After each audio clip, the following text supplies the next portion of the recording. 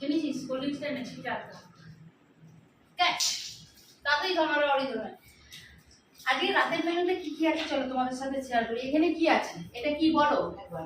লুচি লুচি ও লুচির সঙ্গে বেগুন ভাজা। লুচি বেগুন ভাজার পর কোনো কথাই হয় না।